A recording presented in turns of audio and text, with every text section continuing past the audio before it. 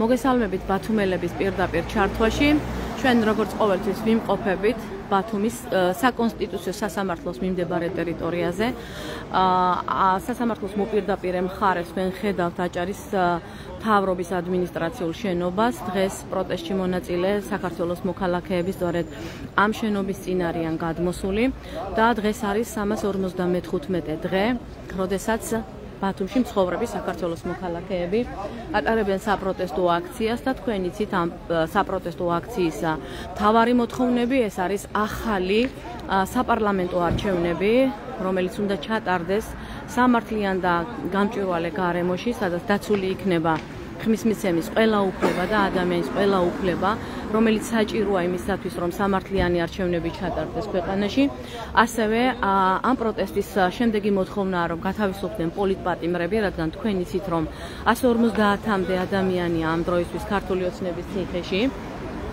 მათ შორის არიან სხვადასხვა სფეროს წარმომადგენლები, ჟურნალისტი, მზიამაღლობელი, ასევე პოეტები, მწერლები, სტუდენტები, პოლიტიკოსები, 8 ოპოზიციური პარტიის ლიდერი იმყოფება ციხეში და ბუნებრივია პოლიტიკური პატიმრების გათავისუფლებას ითხოვენ საქართველოს მოქალაქეები, რომლებიც თითქმის ერთი წელია, რაც საპროტესტო აქციებს მართავენ ქვეყანაში.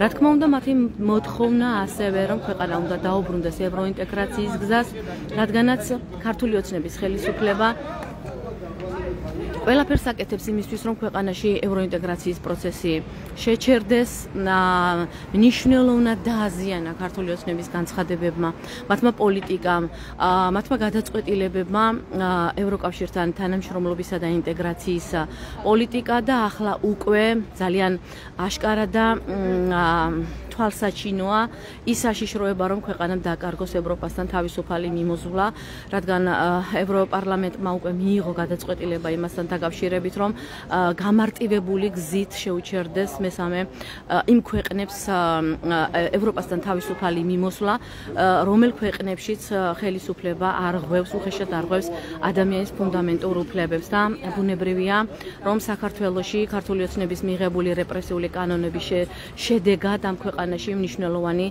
ზიანი სიტყვისა და გამოხატვის თავისუფლებას და თქვენ იცით, რომ ყოველდღიურად ფაქტობრივად ახალი რეგულაციები, ახალი წესები, ახალი ნორმები შემოდის ძალაში, რომელიც ასევე მიმართულია სიტყვისა და გამოხატვის თავისუფლების წინააღმდეგ და თქვენ იცით, რომ დღეს ქართული ოცნების პარლამენტის თავმჯდომარემ შალვა პაპუაშვილმა განაცხადა, რომ ისინი აპირებენ საარჩევნო კოდექსში ცვლილების შეტანას და ამ ცვლილების შედეგად მაგალითად ისინი აღარ აპირებენ, რომ უცხოეთში მცხოვრებ საქართველოს მოქალაქეებისთვის გახსნან საარჩევნო უბნები და პაპუაშვილმა განაცხადა, რომ 4 წლის განმავლობაში ერთხელო უნდა შეძლოსო ემიგრანტმა ჩამოსვლა და ხმა მისცეს ამ ქვეყანაშიო. აი ასეთი ცინიკური იყო პრინციპში მისი განცხადება, იმიტომ რომ იმ ადამიანებმა, ვინც ემიგრაციაში იმყოფებიან და მათი ოჯახის წევრებმა ძალიან კარგად იციან, თუ რა დიდ სირთულეებს უკავშირდება თუნდაც ემიგრაციიდან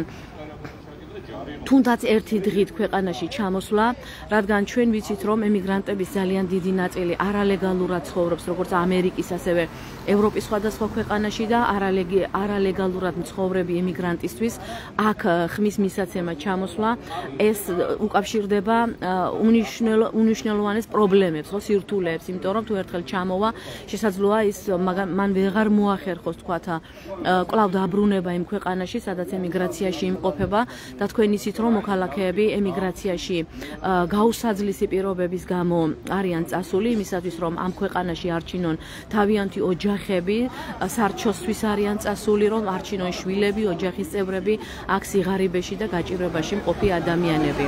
და ასევე გადაერჩინონ საკუთარი თავიც, რადგან ქვეყანაში არსებული ძიმე სოციალური ეკონომიკური მდგომარეობის გამოა სწორედ, რომ ქვეყანაში ემიგრაცია იზრდება და თუ აქამდე მაგალითად ოჯახიდან ერთი წევრი მიდიოდა, ახლა არის ბოლო წლებში ტენდენცია, რომ უკვე ოჯახები მიდიან ქვეყნიდან, თავიანთი შვილებით მიდიან, ოჯახის წევრებთან ერთად მიდიან, რამაც ბუნებრივია გავლენა მოახდინა ქვეყანაში არსებულ მდგომარეობაზე, დემოგრაფიაზე და ასე შემდეგ. თუმცა თუმცა ემიგრაციაში მყოფი ადამიანები ეს არის ხალხი, რომელთა შრომაზეც დგას, ასე რომ ვთქვათ, საქართველოს ეკონომიკა და ფაქტობრივად ისინი ქვეყნის ბიუჯეტს ავსებენ, მაგალითად, შემიძლია გითხრათ სტატისტიკური მონაცემებიც, მაგალითად, ბოლო 9 თვის განმავლობაში ემიგრანტებმა საქართველოში 2.7 მილიარდი დოლარი გადმორიცხეს, 2024 წელს 3.4 მილიარდი დოლარი და 2023 წელს 4.1 მილიარდი დოლარი. აი ამ დოვლათის და ამ ეკონომიკური, ასე რომ ვთქვათ, დოვლათის შემქმნელ ადამიანებს ქართული ოცნება ეუბნება, რომ თურმე მათ არ აქვთ უფლება, რომ უცხო ქვეყანაში მიცენ ხმა, გაუხსნან მათ საარჩევნო უბნები და თურმე თუ უნდათ ხმის მიცემა, საქართველოში უნდა ჩამოვიდნენ და მიცენ აქ ხმა. აი როგორ წარმოგიდგენიათ, ვისაც გინდათ რომ მართლა გაიაზროთ ეს საკითხი, თუ რას ეუბნება ქართული ოცნება, ხო? 1.5 მილიონი ამომრჩეველია ქვეყნიდან გასული, ხო? ამას თვითონაც აღიარებენ, თვითონ თქვეს, თვითონაც განაცხადეს რამდენიმე დღის წინ, რომ 1.5 მილიონი საქართველოს მოქალაქე იმყოფება ქვეყნის ფარგლებს გარეთო და როგორ წარმოუდგენია ქართულ ოცნებას, რომ აი ერთ დღეს 1.5 მილიონი ადამიანი დაიძურება ევროპის ან ამერიკის ქვეყნებიდან და ჩამოვა აქ და მისცემს ხმას. ჯერ ამას ლოჯისტიკურად როგორ გაწვდებიან, ან ფრენებითაც კი ვერ უზრუნველყოფს, როგორც არაერთმა ადამიანმა აღნიშნა, რომ ლოჯისტიკურადაც ვერ მოხერხდება ეს, რომ 1.5 მილიონი ადამიანი ჩამოვიდეს უცხოეთიდან და აქ შეძლოს ერთ დღეში ხმის მიცემა. აი ამ პირობებში აყენებს ქართული ოცნება ემიგრაციაში მყოფ საქართველოს მოქალაქეებს და როგორც ექსპერტებმა, ადამიანის უფლება დამცველებმა, ასევე პოლიტოლოგებმა შეაფასეს ეს საკითხი, ეს არის ფაქტობრივად ემიგრანტებისთვის ხმის წართმევის უფლება. იმიტომ რომ ადამიანს უთხრა ემიგრაციაში მყოფ ადამიანს, რომელიც ნასესხები ფულით მექსიკის საზღვრის გადაკვეთით არის მოხვედრილი, ვთქვათ, ამერიკის შეერთებულ შტატებში, ან უფრო მძიმე პირობებში იმყოფება ემიგრაციაში რომელიმე კონკრეტულ ქვეყანაში, ეუბნება, რომ აი ჩამოდი, ხმა მიეცი და დაბრუნდი ისევ ემიგრაციაში. ბუნებრივია, ეს ყველაფერი ნიშნავს იმას, რომ ემიგრანტებს წაართვან ხმის უფლება, რადგანაც თუ ჩვენ სტატისტიკურ მონაცემებს გადავხედავთ, ქართულმა ოცნებამ ემიგრაციიდან ყველაზე მაღალი ხმა მიიღო 2012 წელს და შემდგომ არჩევნებში ეს პროცენტი კიდევ უფრო და უფრო იკლებს. აი ამ არჩევნებში სულ რაღაც 13% აიღო ქართულმა ოცნებამ და როგორც ჩანს, ქართულმა ოცნებამ გადაწყვიტა, რომ მის მიმართ კრიტიკულად განწყობილ საქართველოს მოქალაქეებს უკვე აღარ მიცეს არჩევნებში ხმის მიცემის შესაძლებლობა. ჩვენ ამ საკითხთან დაკავშირებით გვინდა რომ აქ მყოფ მოქალაქეებსაც გავესაუბროთ, მოგასმენინოთ მათი აზრი, თუ რას ფიქრობენ ისინი ქართული ოცნების ახალ დაანონსებულ საკანონმდებლო ცვლილებასთან დაკავშირებით, იმასთან დაკავშირებით, რომ ემიგრანტებს ფაქტობრივად უკრძალავენ ხმის მიცემის საშუალებას. მოგესალმებით, ბათუმელების ჩართვაში ხართ. ჩვენ მოქალაქეებს ვესაუბრებოდით ქართული ოცნების იმ ახალ ინიციატივაზე, რომელიც ეხებათ ემიგრანტებს. დღეს პაპუაშვილმა განაცხადა, რომ ისინი საარჩევნო კოდექსში შეიტანენ ცვლილებას და ეს ცვლილება გულისხმობს იმას, რომ ემიგრანტი უცხო ქვეყანაში ვეღარ მიცემს ხმას და ის უნდა ჩამოვიდეს საქართველოში, თუ კი მას უნდა არჩევნებში მონაწილეობის უფლება. რას ნიშნავს ეს თქვენთვის და თქვენი აზრით, რატომ გადაწყვიტა, რომ წაართვას ოცნებამ ემიგრანტებს ხმა? რა არის ამის მიზეზი? თქვენ როგორ ამის მიზეზი ის არის, რომ ოცნებას ეშინია, ამიტომ რომ როცა ემიგრანტებმა ხმა მიცეს, ოპოზიციამ გაიმარჯვა მაშინ. კი მახსოვს ეს მე ხო და ახლა რომ ემიგრაციამ ხმა მისცეს, არჩევნები ჩატარდეს, გონი მაგენი დამარცხდებიან. და ამის შიში აქვთ რა, ძალიან დიდი ისე თავს იკლავდნენ ემიგრანტებისა და მაგი თუ აგრძალეს ძალიან ცუდია. რატო იცი, იგინიც ხომ ჩვენი მოქალაქეები არიან, რატო არ აქვენ უფლება რომ ხმა მისცეს ქართველ ერს საქართველოს მოქალაქე. მე რა რომ ემიგრაციაში ვარ, ამიტომ ხმა არ უნდა მივცე საქართველოს. მე რა ვიცი, ეს არაკანონიერი რაღაცა და ეს ხალხმა უნდა მოვითხოვოთ ყველაფერი, რომ ყველაფერი დაალაგდეს და თუ თავრობა გვეპატრონოს ყველას, ორადრო ვართ გახლეჩილი. რატო შევიერთეთ, თუ რამე არის, ერთ გუნდად ვიყოთ და სათქმელია ერთად იყოს ის იმას ლაპარაკობს ეს არ შეიძლება რა დრომდინ უნდა იყოს ეს ამბავი არ უნდა იქნას ან წავიდნენ და მოშორდნენ საერთოდ საქართველოს ან თუ არიან რაღაცა ხალხს დააგდან სულ იმ აკრძალვებს რატო იძახიან ყველანაირად რო შედოჭეს ქართველიერი მე ხალი რამდენი წლები აქ გავიზარდი აქ დავიბადე და ამდენი თავრობა გამომიცლია და ამისთანა თავრობა არ ყოფილა რომ დაჟე პირბადებზეც სასჯელი მიწეს ეს რა ის ხომ არა ადამიანი ვარ ცხოველს არ დაშლის ადამიანი ამბობს მე რა ვიცი ანუ ხმის მიცემა არის კონსტიტუციური უფლება ხო ადამიანის ხო და ეუბნება რომ ანუ ეს არჩევანის თემაც არ არის კონსტიტუციური უფლებაა რომ ადამიანს აქვს უფლება აირჩიოს ისეთი ხელისუფლება როგორც მას სურს და აი ამ კონსტიტუციურ უფლებას ართმევს ხო ფაქტობრივად ემიგრანტებს ხო იმიტომ ართმევს რომ ეშინია არჩევნები რო ჩატარდეს წააგებს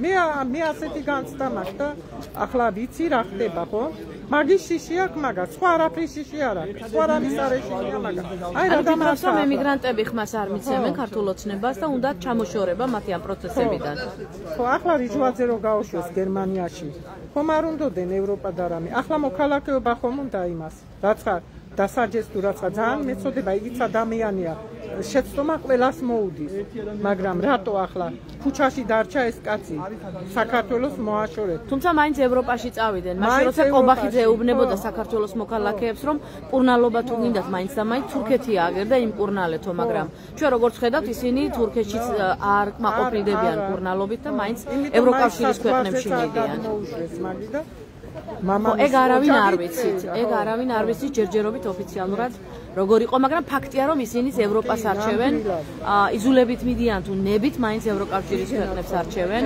საცხოვრებლად და რა ვიცი აბა ნახოთ ბოლო რა იქნება და ნახოთ და რაღაცა მაგრამ ეს აკრძალვები მე ძალიან დიდად ტრაგედიად არ შეიძლება ქართველი ერი უნდა იყოს საქართველოში ნორმალური ცხოვრებით ჩვენზე უკეთესად ცხოვრობენ უცხოელები ჩვენ ქალაქში ჩვენ ვართ ყველანაირად შებოჭილი და მაგენი ყველანაირად გახსნილი და დაჟე გვერდში რო ჩაგიარებენ იცინიან კიდე ახლა აქ რო დგავნან და რაღაცა რატო ჩვენ უფლება არ დაგქონდეს ჩვენ ქალაქში ჩვენ საქართველოში რომ თავისუფლად ერთი ვიცხოვროთ და ამე ვისულყოთ დამთავრდეს ეს ვაივუ მე ასეთი მადლობა თქვენც გითხავთ რას ფიქრობთ აი იმაზე რომ უნდათ რომ წაართვან ემიგრანტებს ხმა რადგან როდესაც არალეგალად ცხოვრობენ ადამიანების დიდი ნაწილი ხო ემიგრაციაში ასე მარტივად არ არის ხო რომ ჩამოხვიდე და შემდეგ წახვიდე იმიტომ რომ ვიცით რომ ძალიან დიდ სიძნელეებთან არის დაკავშირებული ემიგრაცია და ოჯახის წევრების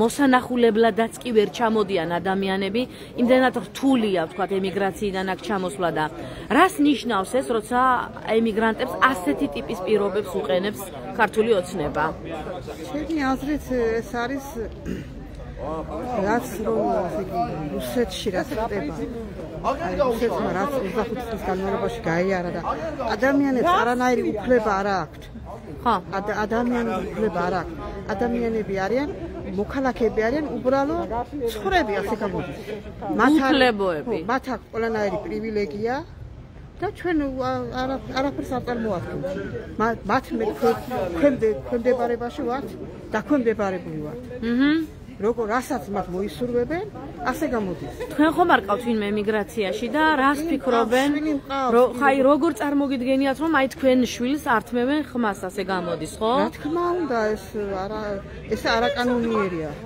ეს რა კანონზე ქვემდებარება როგორც უნდა ისე აკეთებენ მაინც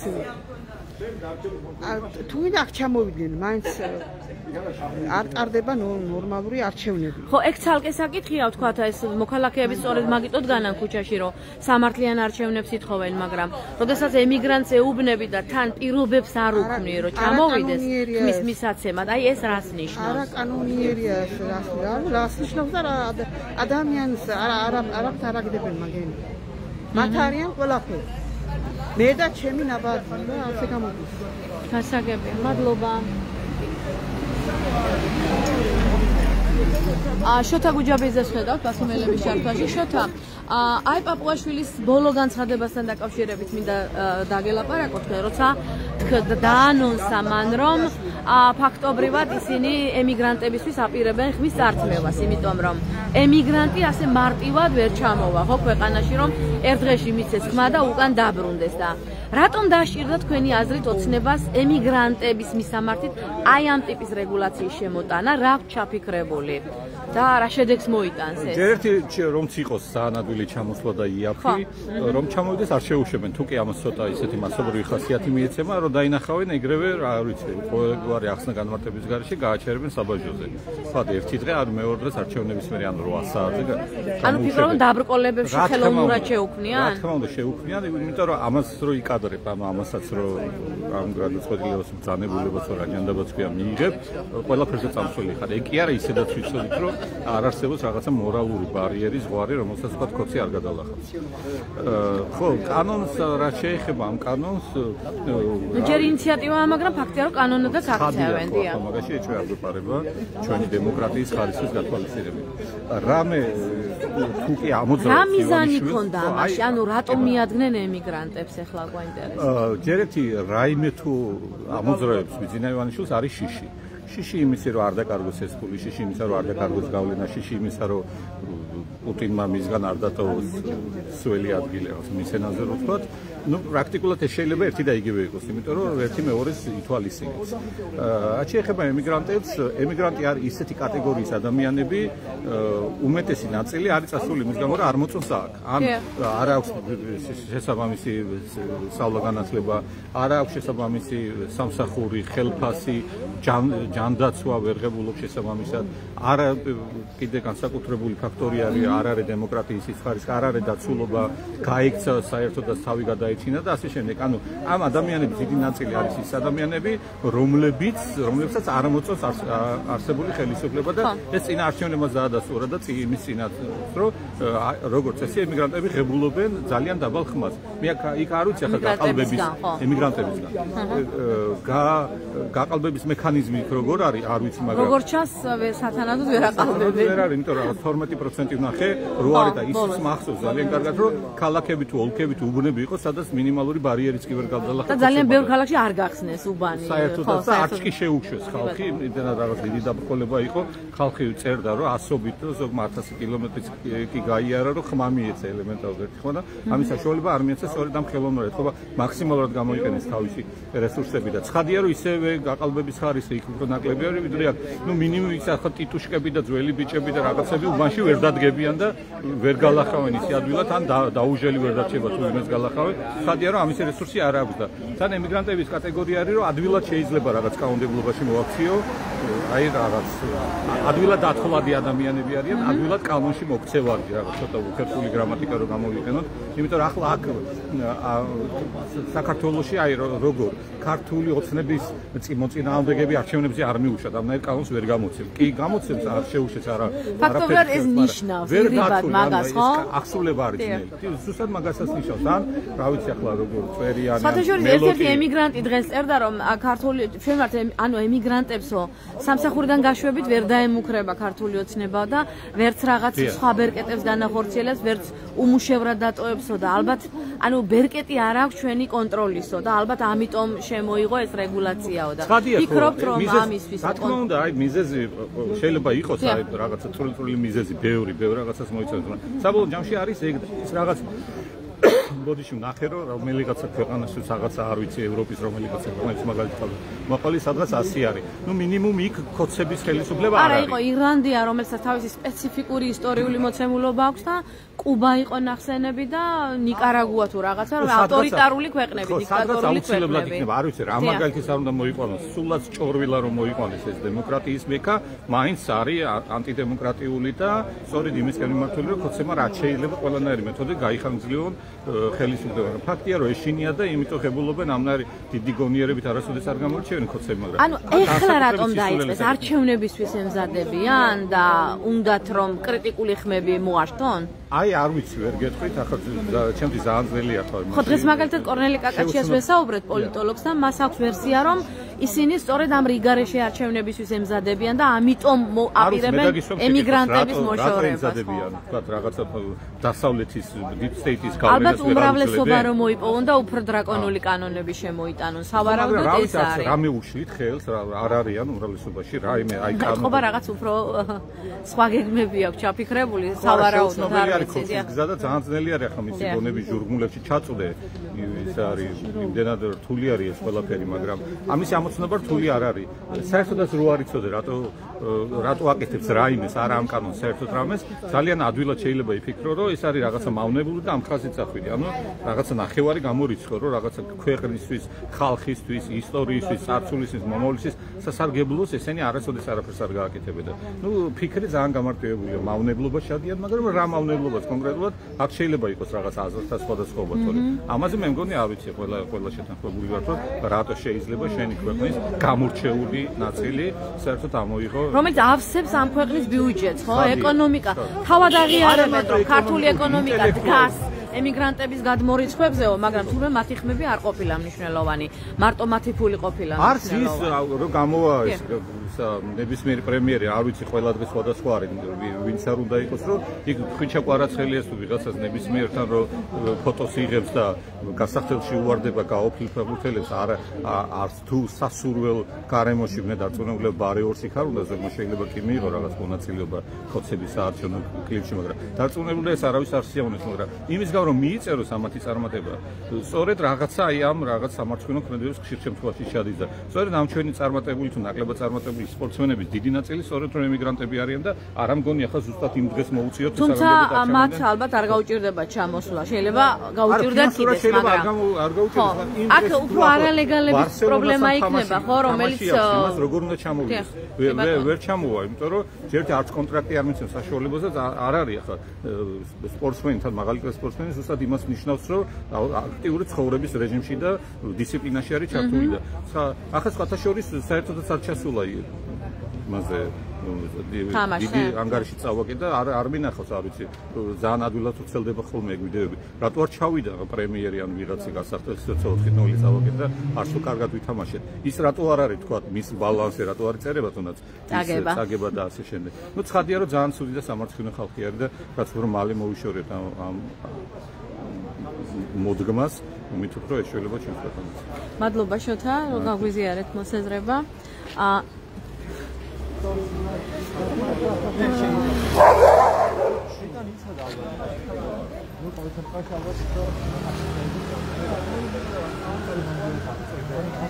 ბათუმელების ლაივს მით ახლა შემოვერთით, მეგობრებო, შეგახსენებთ, რომ დღეს არის 355 დღე. როცა საქართველოს მოქალაქეები პროტესტში იმყოფებიან, აზა თუ გაქვს დრო რომ ბათუმელებში ჩაგვერთო, მოგესალმები. ჩვენი თემა დღევანდელი არის ქართული ოცნების ახალი ინიციატივა, როცა პაპუაშვილმა თქვა, რომ ისინი აპირებენ საარჩევნო კოდექსში ცვლილების შეტანას, რომ ემიგრანტებს შეეზღუდოთ უცხოეთში ხმის მიცემის შესაძლებლობა და ვისაც ხმის მიცემა უნდა ჩამობრძანდესო, პაპუაშვილმა ასე თქვა და მისცეს აქ ხმა საქართველოშიო. რა არის ეს თქვენი დაკვირვებით? რაში დასჭირდა ოცნებას ემიგრანტებისთვის ხმის ართმევა და რას გამოიწვევს აი ამ ტიპის შეზღუდვა, იმიტომ რომ მილიონზე მეტი ადამიანი ყავს ხო მიგრაციაში და სხვათა შორის წინა არჩევნები იმიტომ არ იყო აღიარებული, რომ დაარღვიეს ერთ-ერთი რამდენიმეთაგან ერთ-ერთი პრინციპიც, ხო? საყოველთაობის პრინციპი და ეხლა როცა მაგალითად 1,5 მილიონ ადამიანს ეუბნებიან, რომ თქვენ ხმას ვერ მიიღებთ არჩევნებში, რა ტიპის არჩევნების შეტარებას აპირებენ საერთოდ და რომელ საყოველთაობაზეა საუბარი ასეთ შემთხვევაში? მივესალმები თქვენს მენელს. ცხადია, დღევანდელი განცხადება პაპუაშვილის იყო აბსოლუტურად აბსურდული, იმიტომ რომ წარმოუდგენელი რა ფორმალურად თითქოს არაფერი იცვლება ხო საკანონმდებლო ბაზაში, მაგრამ ამ განცხადების გაკეთება, რომ ემიგრანტებს არ იძლევა საშუალება, რომ იქვე უცხოეთში ემიგრაციებში მიცეს მიიღონ არჩევნებში მონაწილეობა და 4 წელიწადში ერთხელ ისინი ჩამოვიდნენ საქართველოში, გაიარონ უზარმაზარი გზა, თქვათ ამერიკიდან, ევროპიდან, იფრინონ, ჩამოვიდნენ, მერე უკან წავიდნენ, ანუ ნიშნავს იმას, რომ აბსოლუტურად ამ ადამიანებს აცლის შესაძლებლობას იმისა, რომ მონაწილეობა მიიღონ ქვეყნის განვითარებაში და არალეგალი ვერ ჩამოვა, ხო? იმიტომ რომ დაკარგავს იქ წასვლის უფლებას. ეს რა თქმა უნდა დაკავშირებულია ძალიან დიდ სახსრებთან, ძალიან დიდ ფინანსებთან. შეუძლებელია, ხო, ამ ასეთი რამ გააკეთოს ემიგრანტმა, ფაქტურად აღიარებს იმას, რომ ემიგრანტებს აღარ აღიარებს საქართველოს მოქალაქეებად. არა მხოლოდ უფლებას ართმევს, არამედ ფაქტი ირიბად ართმევს მოქალაქეობასაც. მათი გადმორიცხული თანხები ხომ სჭირდება სახელმწიფოს? ანუ ეს რას ნიშნავს მაშინ? უკვე ქართული ემიგრანტების გადმორიცხული თანხები საქართველოს თავი გააქვს, ბიუჯეტი ივსება. ერთის მხრივ ჩვენ ემიგრანტებს ვეუბნებით, რომ თქვენგან წამოსული თანხები ჩვენ გვჭირდება ბიუჯეტის გასავსებად, მეორე მხრივ ვეუბნებით, რომ თქვენ აღარ ახართ საქართველოს სრულფასოვანი წევრი, ფაქტიურად გართმევთ უფლებას იმისა, რომ ხმას გართმევთ, ხვდებით? კონსტიტუციურ უფლებას გართმევთ და საერთოდ გაცლით ყველანაირ უფლებას და გზღუდავთ ყველანაირი არჩევნისგან. თუმცა აქ მეორე ფაქტორიც არის და ესაც არის გასათვალისწინებელი. ქართული ოცნება ცდილობს აი ეს ხმები მათთვის უსარგებლო ხმები, იმიტომ რომ ჩვენ ნახეთ ხო წინა საპარლამენტო არჩევნებში, რომ წააგო ქართულმა ოცნებამ. სულ რაღაც 12% ზრდის მიიღო. დიახ, წააგო და შესაბამისად ხედავს, რომ ამ ადამიანების გაკონტროლება მან ვერ შეძლო უცხოეთში, ვერ შეძლო ამ ადამიანების მოსყიდვა, დაშინება, შესაბამისად ამ ადამიანების ხმები მისთვის არ იყო სასარგებლო. ამ შემთხვევაში ერთის მხრივ ართმევს არჩევნების უფლებას, მეორეს მხრივ თავს იზღვევს იმისგან, რომ ვეღარ შეძლონ ამ ადამიანებმა საკუთარი არჩევანის გაკეთება და ცხადი ეს ადამიანები არჩევანს გააკეთებენ არა ქართული ოცნების სასარგებლოდ. აზა რატომ დაჭირდა ახლა, ხო? ამათ ხო თქვენს რომ არჩევნებს არ ატარებენ 2028 წლამდე რაღაცა. ანუ ფიქრობთ რომ შეიძლება რიგარეში არჩევნები დანიშნონ და ამისთვის ემზადებიან? ქართული ოცნება ემზადება მომავალი არჩევნებისთვის, იმიტომ რომ მას ყველანაირი საფუძველი შეექმნა ქვეყნის შიგნითაც და ქვეყნის გარეთ.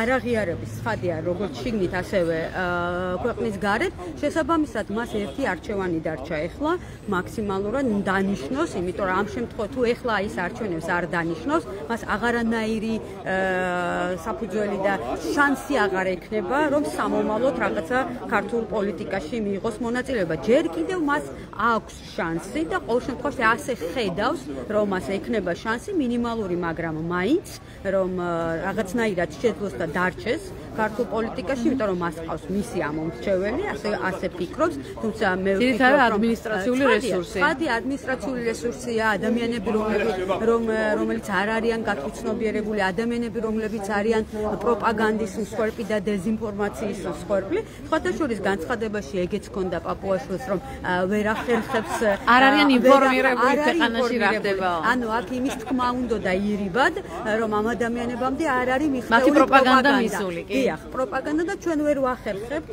საზღვარგარეთ არსებული, თქვათ, ჩვენი მოქალაქეების ინფორმირებულობას ჯანსაღად, ანუ ირიბად რომ თქვათ, დეზინფორმაცია მათზე და პროპაგანდა მათზე. აზა იცით რა მაინტერესებს? თქვათ ჩაატარა რიგარეში არჩევნები, მაგრამ ამ არჩევნებში ბოიკოტში მყოფი მოქალაქეები თუ კვლავ არ მივლენ, თუ კვლავ ციხეში იქნებიან პოლიტპატიმრები, თუ ემიგრანტებსაც უკვე პროტესტი დაეწყებათ, ხო, ემიგრანტების პროტესტი იქნება ამ ყველაფერზე და მილიონზე მეტი ადამიანი არ იქნება ამ არჩევნებში. როგორ აპირებენ მაშინ ლეგიტიმაციის მოპოვებას? ამ არჩევნებსაც ხომ არ უღიარებს მოქალაქეები და რაში ჭირდება ამ ტიპის არჩევნები მაშინ? ამ ტიპის არჩევნები ჭირდება იმაში, რომ ერთის მხრივ დაანახოს დასავლეთს, რომ აი ჩვენ ვასრულებთ დაკვეთას ქართული ხალხის, ჩვენთვის გასაგებია და მისაღებია ის პროტესტის ფონზე როგორ მოახერხებს ამას გულისხმობს? პროტესტის ფონზე ვერ უნდა მოახერხოს და მან არ ნიშნავს იმას, რომ ქართული ხალხი ამ არჩევნებში შევა ან რომელიმე ოპოზიციური პარტია ამას გაყვება, მხოლოდ და მხოლოდ იმ შემთხვევაში ექნება შესაძლებლობა თუ შეიცვლება საკანონმდებლო ბაზები, თუ გათავისუფლდება საარჩევნო კანონმდებლობა ქართული ოცნების წნეხისგან, თუ გათავისუფლდება ციხეებიდან პოლიტპატიმრები ამ შემთხვევაში შესაძლებელი იქნება მოქალაქეებიც დათანხმდეს ასეთი ტიპის არჩევნებს და პოლიტიკური პარტიებიც შევიდეს. სხვა შემთხვევაში წარმოუდგენელია თუ ისევ ქართული ოცნების სუსი, პოლიცია და სტრუქტურები ჩაატარებს არჩევნებს. ამიტომ ქართული და უფრო მეტ მოქალაქეს შეუზღუდავს მის მიცემის უფლებას. და თუ მით უმეტეს შეუზღუდავს სხვადასხვა მყოფ მოქალაქეებს არჩევნებში მონაწილეობის მიღებას. ერთადერთი ის რაც ჩანს ახლა ვინაიდან და რადგანაც მსგავსი ტიპის კანონების მიღებას ცდილობს, ნიშნავს ეს და არის ერთ-ერთი ნიშანი იმისა, რომ ის გაზაფხულზე აპირებს ხელახალი არჩევნების ჩატარებას. აზა, მადლობა. ბათუმელების ლაივს ვინც ახლა შემოვერთით, მეგობრებო, შეგახსენებთ, რომ დღეს არის 355 დღე, მას შემდეგ რაც ქვეყანაში დაიწყო მასობრივი საპროტესტო აქციები. თქვენ იცით, რომ საპროტესტო აქციები იმართება თითქმის ყველა ქალაქში საქართველოში, ასევე თბილისსა და ბათუმში, ზუგდიდში და ქუთაისში და სხვა ქალაქებში. საქართველოს მოქალაქეები მოითხოვენ ახალ არჩევნებს ოღონდ სამართლიან გარემოში, დემოკრატიულ გარემოში, ქართული ოცნების რეპრესიული კანონების გარეშე და მოითხოვენ იმას, რომ გათავისუფლდნენ პოლიტპატიმრები და ქვეყანა დაუბრუნდეს ევროინტეგრაციის გზას, რადგან ჩვენ ვხედავთ, რომ დღითი დღე ქართული ოცნება იღებს ადამიანის უფლებების საწინააღმდეგო კანონმდებლობებს, შეზღუდვებს და ეხლა კიდევ დღეს გაანაცხადეს და ანონსეს, რომ ისინი აპირებენ საარჩევნო კოდექსში ცვლილებას, რომლის მიხედვითაც საქართველოს ფარგლებს გარეთ მცხოვრებ საქართველოს მოქალაქეებს, ემიგრანტებს აღარ ექნებათ შესაძლებლობა, რომ სხვა ქვეყნებში მისცენ ხმას. ანუ ისინი არ აპირებენ უბნები გაახსნან სხვა ქვეყნებში და ეს იმას ნიშნავს, რომ ფაქტობრივად ემიგრანტებს ართმევენ ხმის მიცემის უფლებას და საარჩევნო უფლებას. დღეს მოვისმინეთ ამასთან დაკავშირებით შეფასებები იურისტების, ადამიანის უფლებადამცველების, რომლებმაც ეს გადაწყვეტილება შეაფასეთ უკიდურესად მძიმე და ადამიანის უფლებების, ფუნდამენტური უფლებების წინააღმდეგ მიმართული. ნახოთ რა როგორი გამოხმაურება, რეაქციები ექნება თავად ემიგრანტებს აი ამ რეპრესიულ ცვლილებასთან დაკავშირებით და ამ მოვლენების განვითარების შესაბამისადაც მოგაწვდით ამის შესახებ ინფორმაციას, ასევე თქვენ შეგიძლიათ თვალიადევნოთ ჩვენს ონლაინ გამოცემას ბათუმელებს და ყოველდღიური ამბები, ახალი ამბები ჩვენი ვებგვერდის საშუალებით მიიღოთ. ახლა მადლობას გიხდით იმისთვის, რომ გვისმენდით, ჩვენთან ერთად ხართ, დაგიბრუნდებით ხვალ ამ დროს ტრადიციულად. მადლობა კიდევ ერთხელ ყურადღებისთვის, დროებით.